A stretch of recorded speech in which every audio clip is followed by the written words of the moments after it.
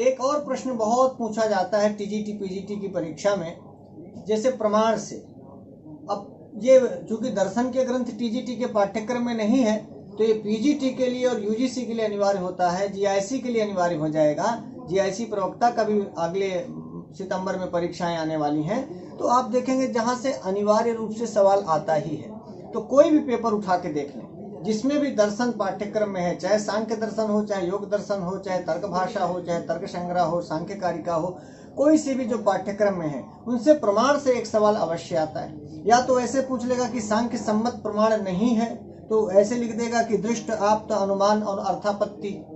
आप देखिए 2016 के पेपर में पीजीटी का यह प्रश्न है कि सांख्य निम्नलिखित में से सांख्य सम्मत प्रमाण नहीं है, तो सांख्य सम्मत प्रमाण अर्थापत्ति नहीं है। अर्थापत्ति को सांख्य प्रमाण नहीं मानता, सांख्य 3 ही प्रमाण मानता है। जो सांख्य प्रमाण मानता है वही योग भी प्रमाण मानता है। तो कम से कम प्रमाणों की संख्या के संदर्भ में एक सवाल हर बार आता है कि चारवाक के अनुसार कितने प्रमाण हैं, सांख्य के अनुसार कितने प्रमाण हैं, योग के अनुसार कितने प्रमाण हैं, न्याय कितने प्रमाण मानता है, वैशेषिक कितने प्रमाण मानता है, जैन कितने प्रमाण मानता है, बौद्ध कितने प्रमाण मानता है। मैं ये वीडियो आपको प्रमाण पढ़ाने के लिए नहीं बना रहा हूँ, मैं ये बता रहा हूँ कि आप किस स्थान पर पढ़ें।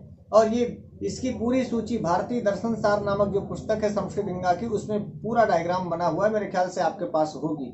नहीं भी है तो भी ये तो हर जगह उपलब्ध है। ये कोई इतनी बड़ी चीज नहीं है कि आपके लिए अनुपलब्ध मैटर अनुपलब्ध है, इसको उपलब्ध कराया जाए। किसी भी भारतीय दर्शन की पुस्तक को खोल लेंगे तो एक डायग्राम आपका ऐसा बनना चाहिए कि एक तरफ लिख लें कि ये दर्शन चारवाक दर्शन 1 प्रमाण मानता है, बौद्ध 2 प्रमाण मानता है, जैन 2 प्रमाण मानता है। तो प्रमाणों की संख्या और उसके आगे कौन कौन 2 प्रमाण है जिनको वो मानता है। तो इससे ये क्लियर हो जाएगा कि जब ये पूछेगा कि सांख्य के अनुसार प्रमाण कौन नहीं है, तो जो है उनको लिख लीजिए, तो जो नहीं होगा वो पता चल जाएगा। वेदांत सार के अनुसार प्रमाण लिख लीजिए, तर्क भाषा के अनुसार, तर्क संग्रह के अनुसार, चाहे ग्रंथ वाइज लिख लें और चाहे दर्शन वाइज लिख लें।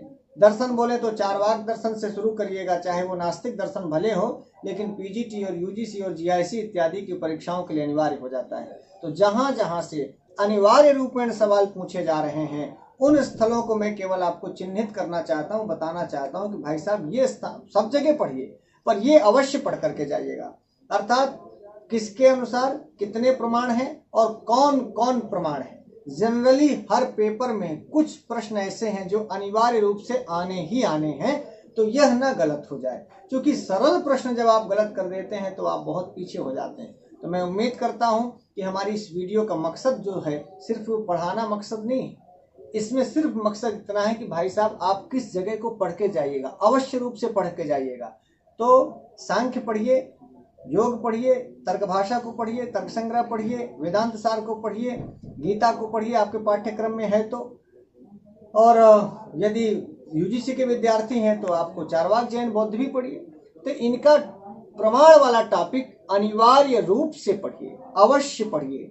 किस दर्शन के कितने प्रमाण हैं और कौन कौन प्रमाण हैं। तो मित्रों आज के लिए इतना ही। मुझे उम्मीद है कि आप मेरे बताई इस सलाह को मानेंगे और एक ऐसा डायग्राम, एक ऐसा नोट्स बनाएंगे जिसमें ये सारे दर्शन और सभी दर्शनों के अनुसार सम्मत प्रमाण और कौन कौन से प्रमाण हैं ये आप कर पाएंगे। आज के लिए इतना ही। नमस्कार।